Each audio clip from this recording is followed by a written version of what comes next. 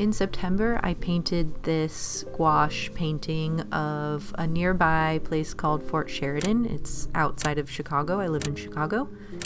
And I loved visiting this a couple times last summer for the first time. I'd never been before last summer. It's so beautiful. And so I'm going to paint a few wildflower fields using these photos as a reference.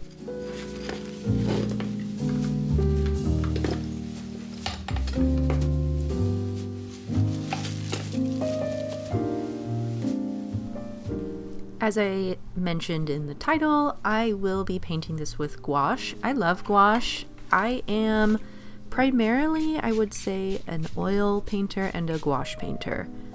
I use them both a lot. I'm gonna use my Hanamulla 100% cotton watercolor paper sketchbook. I have this long landscape form. And because it's in my sketchbook, I'm gonna be a little bit more playful just for this warm-up and see how it goes. So you can see I'm doing this bright yellow underpainting, and over top of that I'm using some, I think it's the Opera Rose or Rose gouache paint to sketch out my trees in the background. This flower field image is a bit easier than the second one I'm gonna do, which is why I wanted to start with it and warm up with it in my sketchbook. I'm just going over top with some darks of my trees in the background, and because they're pretty far back in the background, these aren't super dark shadows.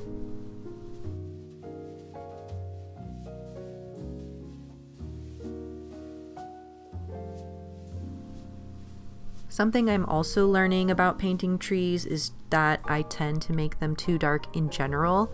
Even though they look that way in the photo, I have to think about what it was like when I was there. And trees, as they go farther back, they are the darkest object on their plane, but they're not always as dark as I tend to think that they are.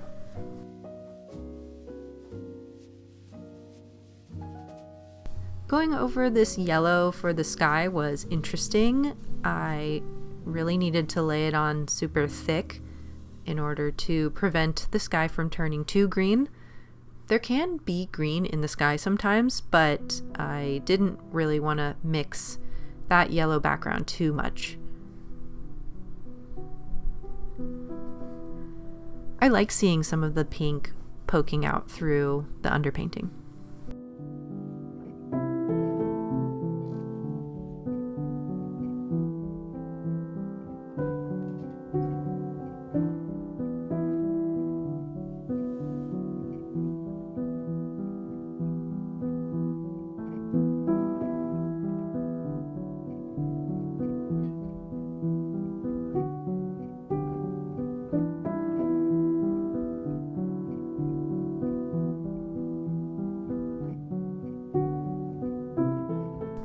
To do the highlights in these background trees, I'm sort of rolling my pointed round brush over my shadows.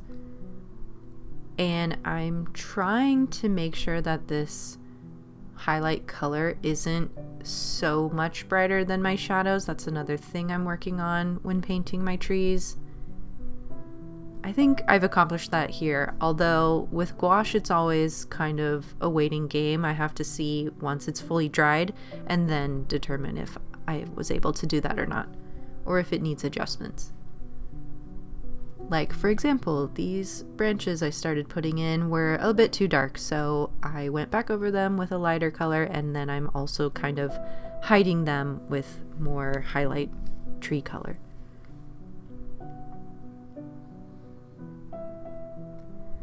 This mid-ground was actually really tricky for me, much more than I was expecting, although I guess it does make sense to me why now that I'm watching this back. But I really struggled to get it as bright as it was in the photo, and again, this is like one of those things where I can't remember how it was on the day. Maybe my photos are just compensating for how the lighting was and they weren't really this bright, but I wanted to capture that intense contrast between the midground and the foreground, so I'm trying my best to keep things super light here. But if you paint with gouache, you know that can be tricky sometimes. Light colors tend to dry darker and darker colors tend to dry lighter. So I'm doing a lot of layering here and waiting. Layering, seeing how it dries, seeing what I need to adjust, making that adjustment, waiting again, etc.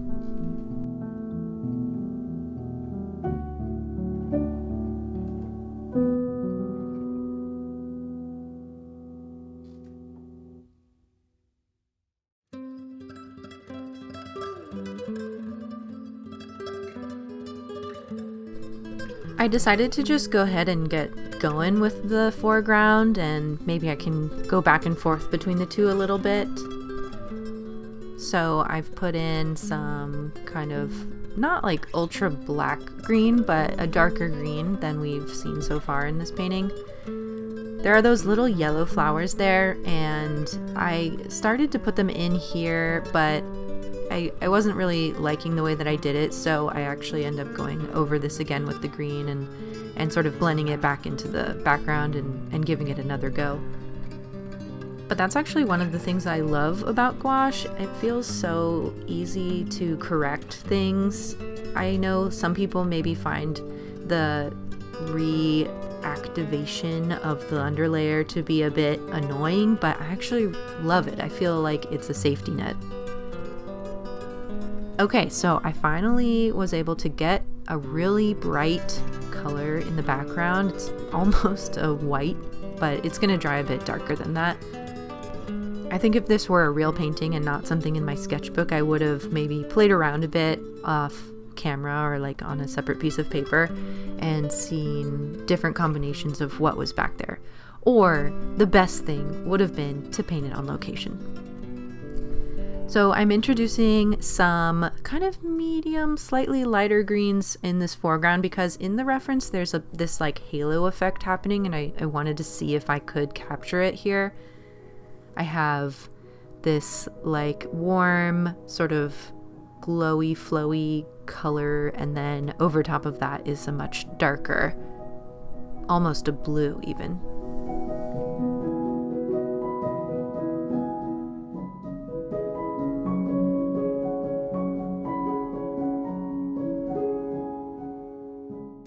Drawing those yellow flowers again, and I think it was a bit more successful this time, although you'll see them more clearly later on.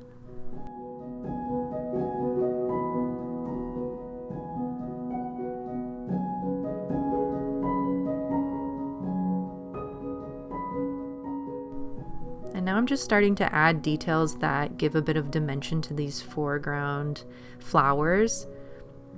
There's a lot of these really long, stringy plants that go way up, especially up over the trees, and I really wanted to make sure I had my background light enough to see them and also just kind of final enough, because it's going to be much harder to go between the background and the midground now that I've done these long strings. Now for my favorite part, my favorite color is purple. I love painting purple flowers. I'm not exactly sure what these flowers were, but they were so beautiful, and I loved how tall they were and how much dimension they offered to both my photos and to this painting.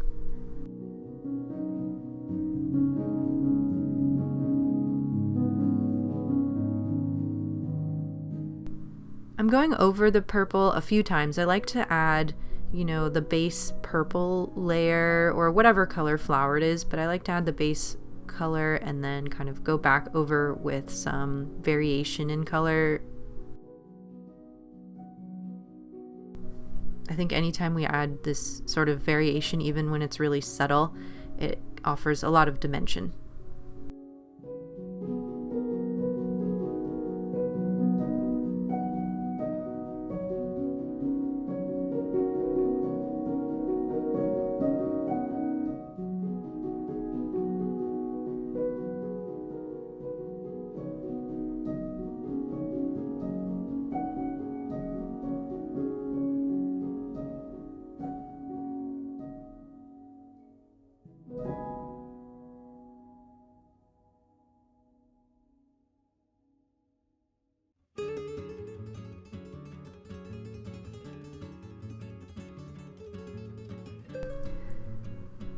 Sometimes I do the stems first and then paint the flowers over top, or in this case I did all the flowers first and now I'm just sort of weaving in some thin strands to be the stems.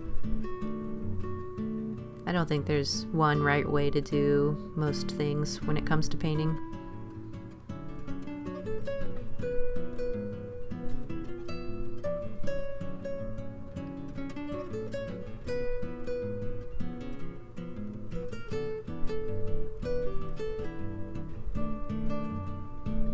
The last little bit are these, I don't know, fern type leaf plants, and they just had these little bits that stuck out into the light. So I put in some highlights and then kind of did their darker, shadowy parts underneath. I think the next time I would do that the other way around.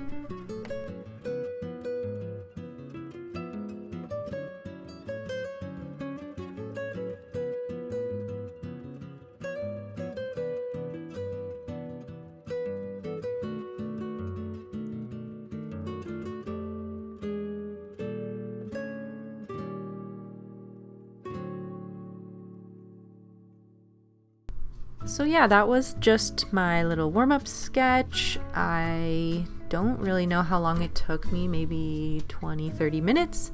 I love how it turned out, and I think it was a good way to prepare for what I'm gonna do next. I love Arches paper. I think it is the best paper. I always say Arches. Is that not right? I hear people say Arches, but I think it's Arches. Anyway, I'm sketching in pencil this time. I guess I'm being a little more serious with this one, not so playful.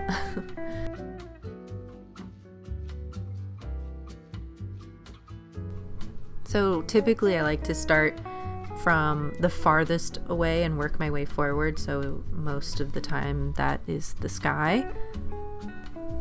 I'm just starting with a really light wash of blue. I'm leaving some space for my clouds. I'm also kind of painting in maybe some shadows for my clouds, but I'm kind of going over and leaving some white paper.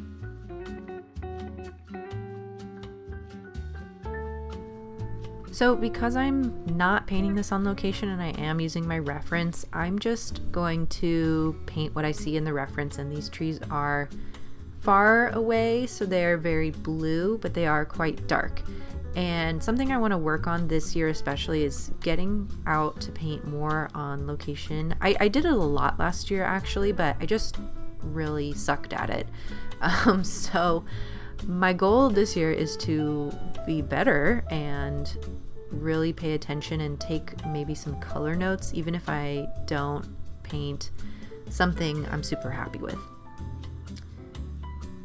I picked this reference though because I find scenes like this very challenging. The scene we did first in the sketchbook to me is much more obvious. I know where I want the eye to look. I know exactly how I want each plane to feel. Fields that just have like grass and wild flowers and plants, but not a really obvious focal point or even a really obvious structure to them. They kind of, I find those really challenging. So I wanted to paint that here. I wanted to really kind of figure out how to make those sorts of scenes work for me. I think one thing that is really key is the variation of color, right? I mean, it's all green, or a lot of it is green. So I'm doing my best to introduce, even if it's still green, introduce as many colors as I can that I can see and realistically see in the photo, where I'm just sort of making them up, but also to vary the greens that are there. So I have, you know, that darker green that I'm putting in now. I have my springier green. I have my kind of golden sort of grassy colors. So that is gonna really help distinguish the planes, and also wherever I've decided is my focal point, which is kind of this like It's almost like a path that's going through, although I don't think it really was a path. But this lighter kind of blue toned green grass is sort of leading the eye towards the back into those trees back there. So it's a bit messy. This is the kind of trust the process ugly stage right now, but that's what I have in my mind.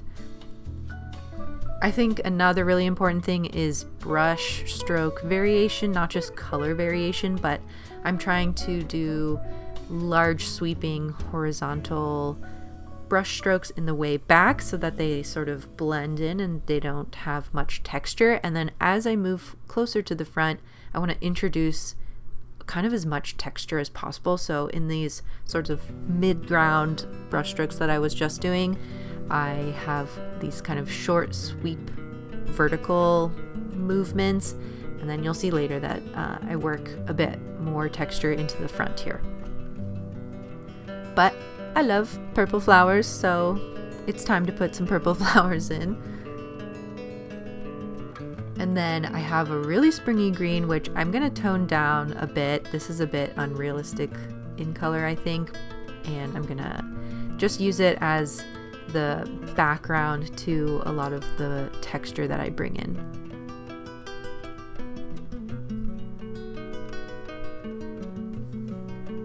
Sometimes I like to fully finish my background and then move on to my midground and fully finish that, and then my foreground, and etc. Other times I do it like this, where I sort of block in everything and then go back and adjust things. So right now I'm putting some lighter purple over top of my purple flower bushes. And I think when painting a field like this, the scale of things is even more important than something that has really close up or obvious focal points. I think making sure that my little dots in the front are kind of bigger blobs, and then making sure that whatever's way in the back is really, really small.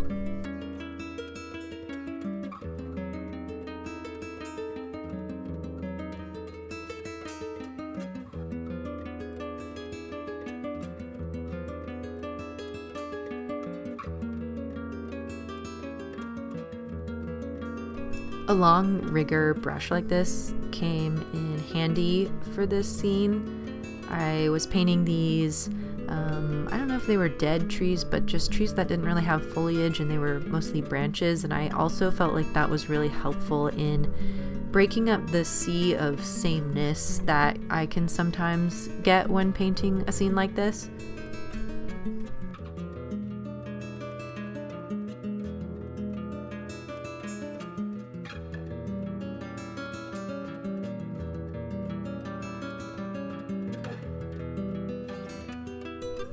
But yeah, it's really good for what I'm doing here, getting that tall grass. And I mean, it's all tall grass. Your brain will interpret that because the texture gets smaller and smaller as it moves farther back. Your brain will interpret that this is all like very lush, tall grass in a wide field.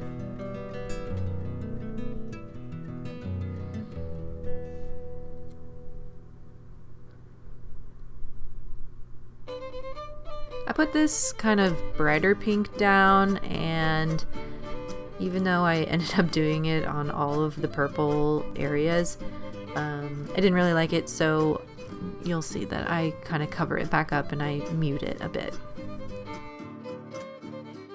So normally when I do any kind of video, I have a script that I'm reading from, and I'm sure it's pretty obvious that I'm reading from a script. I wanted to try this version where I can speak a little more candidly, a little bit more of a chill chat. Will you guys let me know if you like this or if you have any preference at all? I probably will still do both, but I'm enjoying this format. And the last thing I'm doing is just getting some of those really bright highlights on the trees. And that's it for field number 2.